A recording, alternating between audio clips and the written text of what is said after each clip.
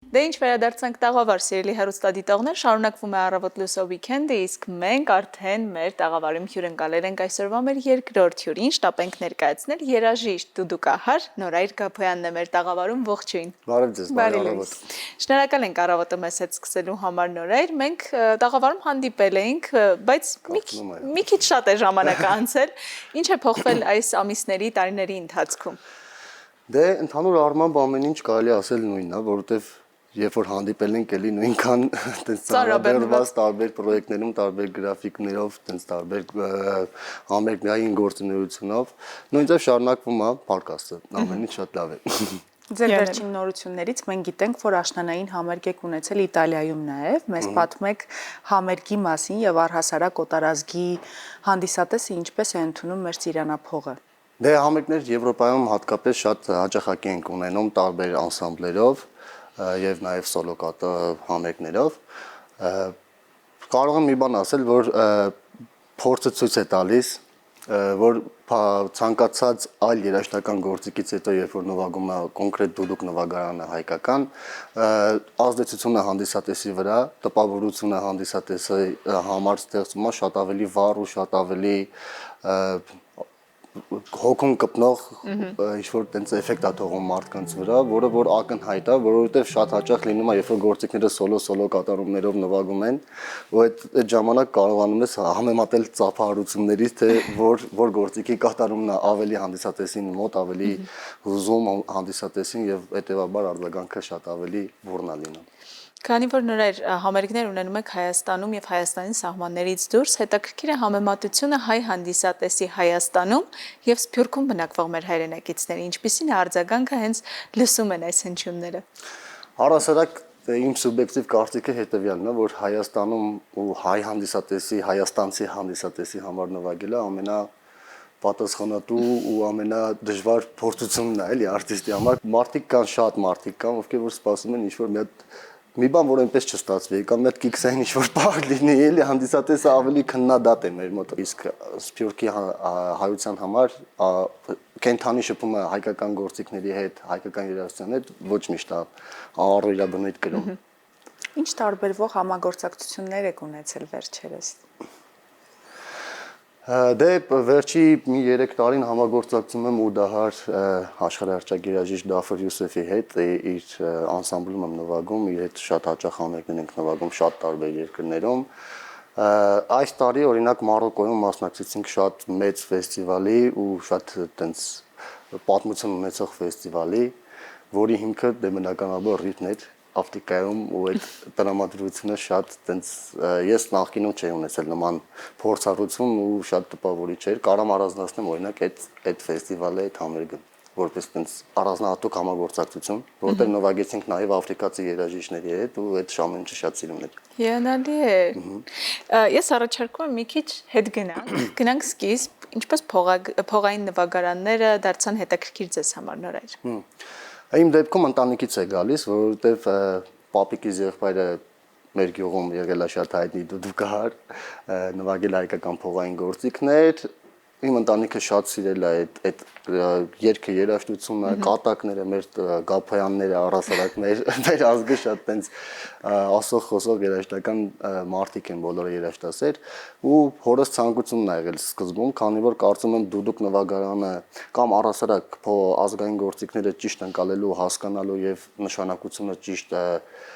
ըմբռնելու համար մի քիչ տարիք է պետք մարդ ունենալ, մի քիչ սեփական մտածողություն, որովհետեւ հասկանաս թե ինչքան կարեւոր ու ինչքան լուրջ արժեքի հետ գործ ունես։ Իսկ այդ տարիքում, երբ որ նոր քայլեր ես անում, բնականաբար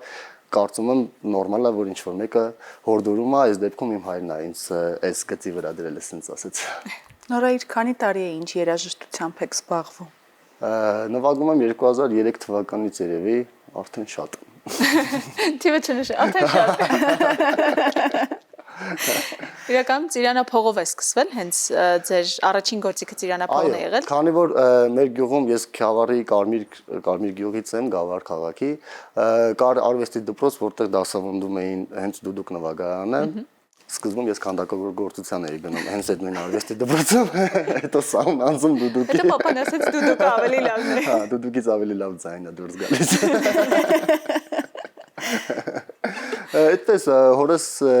ցանկությունն ա եղել սկզբում, դե հետո արդեն տարիքի հետ ավելի հասկանալով մոտեցում ես եղավ գործիքին, առասարակ երաժշտությանը ու գնում ենք սենց։ Հետո ավելացավ նաև զուռնան։ Այո, ոչ միայն զուռնան, հայկական Եվ փողային այլ- գործիքները, հա։ Այս պայն իմ մոտ գտնվում է դուդուկը եւ զուռնան, իմ ամենօրվա ընկերներն են, էլի։ Եվ այնուամենայնիվ որ գործիքն է ավելի նախընտրելի ձեզ համար։ Դե ես ինձ դուդուկահար եմ համարում ու առաջնային գործիքի իմ համար դուդուկն է։ Մնացած փողային գործիքները, հայկական փողային գործիքները, որոնց որ տիրապետում եմ, փորձում եմ էլի մաքսիմալ ամենալավ ձևի տիրապետել, բայց ինքս իմ համար որպես իմ առաջի գործիք ես համարում եմ դուդուկը։ Իսկ տեխնիկապես հայկական փողային գործիքները յուրաքանչյուրը ինչ բարդություն է իրենից ներկայացնում, ինչ տեխնիկա է պահանջում, որն է ամենաբարդը նվագելու համար։ Ասեմ, որ ցանկացած գործիք, յուրաքանչյուր գործիք ունեն իրենց տեխնիկական առանձնահատկությունները եւ շատ խիստ տարբերվում են բոլորը միմյանցից։ Մարդկանց մոտ կա այդպես թյուր կարծիք, որ եթե մի փողային գործիքի տիրապետում ես, ուրեմն մնացած բոլոր գործիքները կարող ես տիրապետել, բայց ժամանակները փոխվել են եւ մի քիչ նվագելը դա դեռ չի նշանակում նվագել, տիրապետելու համար գործիքին պետքա տարիներ անցկացնել, անգամ ժամը չեմ հիշում, բայց այդպես ստատիստիկա կա, որ պետքա, չգիտեմ, 100 քանի ժամ կամ չգիտեմ, քանի 100 ժամ երաժիշտը իր գործիքով զբաղվի, որպեսզի ունենա այդ մինիմալ ոսկրացած այդ արդյունքը, որ ցանկացած բայի կարող է ինքը նույն ձև նույն կերպ նվագել գործիքի վրա, այդ մինիմում շեմին հասնելու համար այդքան շատ ժամանակ է պետք ու ցանկացած գործիքի դեպքում է այդտենց։ Հայկական փողային գործիքների դեպքում մեր բարդությունը կայանում է նրանում, որ գործիքը, նայեք, դուդուկը բաղկացած է երկու մասից, փայտի մասից եւ երկրորդ հատվածը եղեգից է բաղկացած, պատրաստված է եղեգից, փայտը դե ծիրանի փայտ է, ծիրանափողն է, փայտի հետ կապված բավականին ստաբիլ կարգավիճակ ունենք, այսինքն փայտը բավականին փայտի մասը շատ հստակ լավ վիճակում է գտնվում, ի շնորհիվ մեր շատ հրաշալի գործիքագործ վարպետների, ովքեր որ ամբողջ կյանք են ներդրել այս ամեն ինչի համար, ու դուդուկի հետ կապված կարծում եմ հիմա մեր ձեռքում, մեր սերնդի ձեռքում կա կատարյալ լավ դուդուկներ, ի շնորհիվ մեր վարպետների, հատկապես կառանձնացնեմ Կարեն Մուքայելյանի, ով որ պատրաստում է մեր գործիքագործ վարպետներից, չգիտեմ, շատ հզոր վարպետ ունենք։ Իսկ երկրորդ մասի հետ կապված, Ղամիշի հետ կապված, Ղամիշը քանի որ բամբուկից է, շատ զգայուն է եղանակի հետ կապված օրինակ, որը որ ստեղծում է բարդություններ։ Օրինակ խոնավ ժամանակ գործիքի ինտոնացիան կարա շատ տարբերվի կամ ղամիշը դառնա չկառավարվող ու շատ հաճախ շատ հենց խնդիրը հենց տեղից է սկսվում, որ եղանակի տատանումից կամ չգիտեմ կլիմայի փոփոխությունից ավելի խոնավ կամ ավելի չոր երկրներում նվագելու ժամանակ նմանատիպ խնդիրներ ենք ունենում ղամիշի հետ կապված, որը որ բնական է, որովհետև ամբողջությամբ ինքը տատանվող փափուկ նյութից է պատրաստված եւ շատ բնական է, որ այդ տատանումները լինում է։ Այդ առումով ինքը բարդություն է իրան միշտ ճշգրիտ պահելը, ինտոնացիոն առումով թե առասարակ պատրաստ պահելը նվագին, էլի։ Այդ ամենամեծ դժվարությունն է դուդուկի հետ կապված, որը որ կառանձնացնեի։ Իսկ մնացած օրինակ զորնայի հետ կապված, էլի փայտի հետ կապված շատ լավ վիճակում են գտնվում, բայց այս փոփոխվող հատվածները մի խոսքով զայնահատադրող հատվածները մի խոսքով ավելի զգայուն են, քանի որ պատրաստում են այնպիսի նյութից, որը որ եղանակի նկատմամբ ունի շատ տենց նուրբ զգայական։ Իսկ ինչ քայլեր եք ձեռնարկում, եթե բախվում եք այդ բարդություններին։ Օրինակ համերգից առաջ։ Դե պրակտիկայի արդյունքում շատ տարբեր տեղերում ելույթ ունենալու արդյունքում արդեն դու ինքդ հասկանում ես գործիքիդ ինչ է պետք ու ինչ սիտուացիայում ինչ լուծում կարաս գտնես։ Դրա համար մի ամբողջ պայուսակ կա մեր հետ, այս փոքրիկ գործիքը նվագելու համար, որի մեջ Բժշկական օգնության։ ցանկացած սիտուացիայի, ցանկացած իրավիճակից դուրս գալու համար ինչ որ անհրաժեշտ է, միշտ այդ մեր հետ է։ Իրականում կան յուրաքանչյուր մասնագիտության մեջ կան այնպիսի գաղտնիքներ, որոնք միայն փորձի արդյունքում ես հասկանում ինչպես կարելի է պայքարել այդ ամենի դեմ, բայց օրինակ եթե եղանակը խանգարում է դուդուկ նվագելուն, դուդուկի կյանքը կարող ենք ասել, որ այս դեպքում ավելի կարճ է դառնում կամ առհասարակ ինչքան կարելի է մեկ գործիքը օգտագործել։ Դե գործիքը լավ գործիքը մինչև կյանքի վերջ կարելի է օգտագործել փայտի հատվածի մասին եմ խոսում։ Իսկ ղամիշի հատվածը շատ հաճախակի փոփոխում ենք, որովհետև ինքը ունի իր աշխատելու չափը ու ժամանակը, երբ որ այդ լրանումը արդեն պետքա փոխել, որովհետև ձայնն է փչանում ու խնդիրներ է սկսում առաջացնել երաժիշտի համար։ Այնպես որ պետք է հոգ տանել ընկերների մասին, ինչպես սկզբում նշեցիք, ընկերներիցս երկուսն են այսօր այստեղ մեր Կարևորը հիշել, որ ծիրանափողի ծիրանի հատվածը միշտ մնում է ամուր եւ կուռ։ Եղեգները կգան, կփոխվեն եւ կգնան։ եւ կգնան։ Գալով նրան, որ դուք նաև ուսուցանում եք արդեն ծիրանափողի արվեստը, ինչ խորհուրդ եք տալիս առաջինը պատանիներին, ովքեր ուզում են սովորել։ Շատ կարևոր հարց, որ վերջերս շատ ինքս ինձ, երբ որ մտածում եմ այս թեմայի շուրջ, մի բան եմ նկատում, որ մեծ են հնարավորությունները մեր ժամանակներում ավելի արագ ինֆորմացիա ստանալու համար, ավելի արագ ծանոթանալու համար ցանկացած մասնագիտության, այս պայմաններում մի տեսակ երեխաների մոտ հակառակ ռեակցիա է սկսում, որ չգիտեմ, ծուլություն ասեմ, թե նպատակասլացության մի քիչ տենց շեղումներ ասեմ, ինչ ասեմ, բայց կուզենամ, որ վերաբերվեն որպես սրբություն, որովհետև եթե սա մեր աշխատանքն է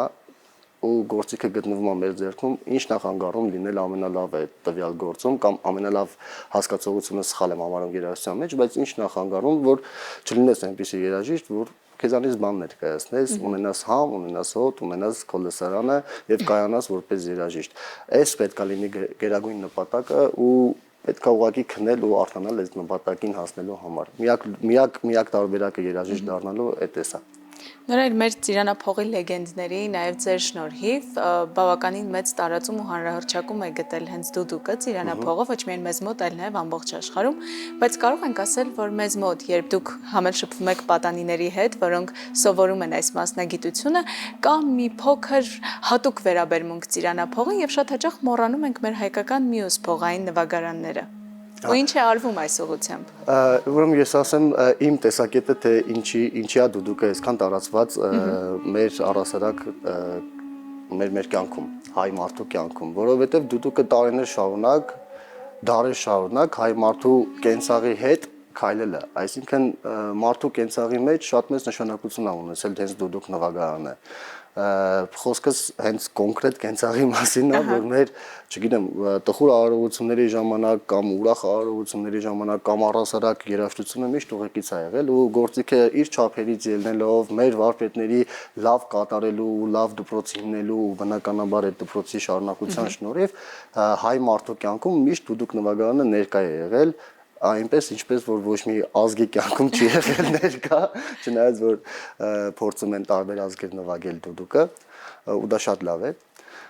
շատ հանգիստ Բայց անդադար հիշեցնում ենք, որ այստեղից է սկիզբը առել։ Իհարկե, դա պարտավորություն է, որովհետև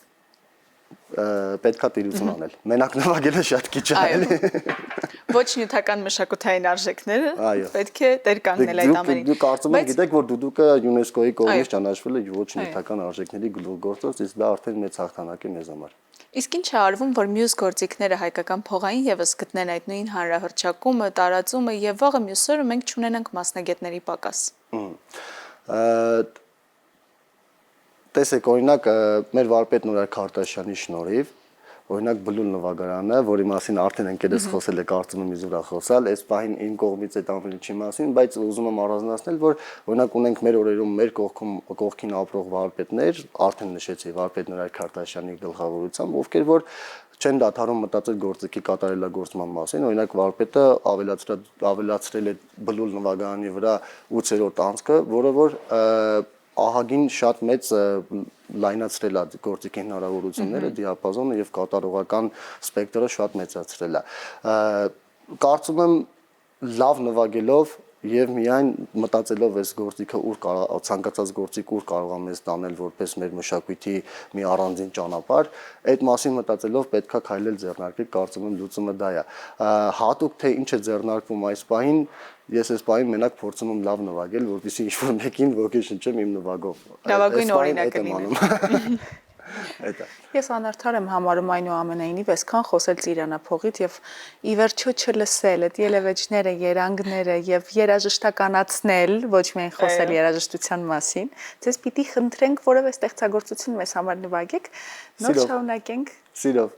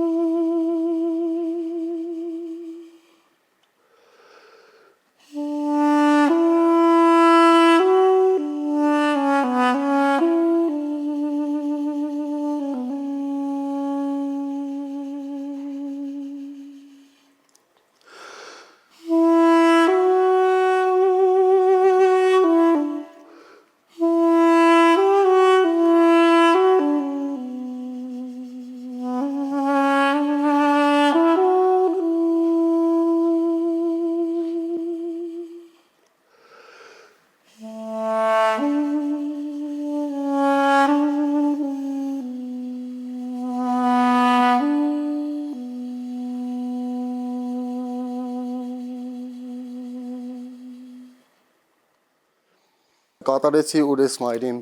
հոգևոր ստեղծագործությունը, որը որ ժողովրդին հայտնի է ավելի Լուսինե Զաքարյանի կատարմամբ գործիքային տարբերակը։ Շատ շնորհակալություն։ Ասում եմ, այս մեղեդիները մեզ անդադար էլ ավելի են մոտեցնում մեր արմատներին, մեր կարծես հոգին լինի այս հնչյունների մեջ, որ տեղավորվել է ու մեզ հասնում է այս մեկ գործիքի օգնությամբ մենակատարների շնորհիվ։ Շնորհակալություն։ Ես եմ շնորհակալ, շատ Եվ այս շնորհակալ։ Թովիչ սիրուն երաժշտական նոտայի վրա մեզ պատմեք ինչպես անցավ ձեր 2025-ը, որովհետև արդեն ձմռան առաջին շաբաթը մոտենում է իր ավարտին, մոտեցավ իր ավարտին, այո, բառացիորեն։ Ինչպեսի տարի էր ձեզ համար 2025-ը եւ ինչ ակնկալիքներ ունեք արդեն 2026 թվականից։ 2025-ը համարում եմ շատ պրոդուկտիվ եւ շատ ձեռքբերումներով լի տարի։ 20-ից ավել համերգներ եմ ունեցել Եվրոպայում, այստեղ ամեն օր կարելի ասել նվագում ենք, այս ակտիվությունը ես ուղղակի ինձ շատ ուժ է տալիս, չնայած որ շատ հոգնեցուցիչ է որոշ դեպքերում, բայց ամբողջակացնում է մեր աշխատանքը հենց այս ակտիվությունը։ 25 թվին շատ մեծ ձեռքբերումներ ունեցել ենք համերգների տեսքով, շատ հետաքրքիր դահլիճներում նվագել ենք, որտեղ որ նախկինում չէինք նվագել, տեղեր ա եղել, որ դուք առասարակ չէր հնչել օրինակ նախկինում ու առաջի դեպքերն էր, երբ որ նվագում էինք։ Իմ համար մի քիչ մտածելու, մի քիչ որոշումներ կայացնելու ու նոր ծրագրերի սկիզբ տալու տարի ա եղել։ Մեծ պրոյեկտներ եմ սկսել 3-ը միանգամից, ու հուսով եմ 26 թվականին այդ համերգները տեղի կունենան արդեն, որովհետև արդեն երկար ժամանակ է աշխատում եմ այդ ամեն ինչի համար։ Մենք սիրով կսպասենք բոլոր նորություններին։ Իգործ։ Մենք կսպասենք 2026-ի այդ 3 նախագծերին ու իհարկե համերգներին ու սիրով ձեզ սպասում ենք մեր տաղավարում։ Շատ շնորհակալ եմ հրավերի համար եւ առասարակ հայկական փողային գործիքներին ուշադրություն դարձնելու համար։ Մերսի։ Շնորհակալ ենք։ Շնորհակալություն, իսկ մենք առաջարկում ենք լսել երաժշտություն, որպեսզի վերադառնանք կրկին ձեզ մոտ սիրելի հեռուստադիտողներ։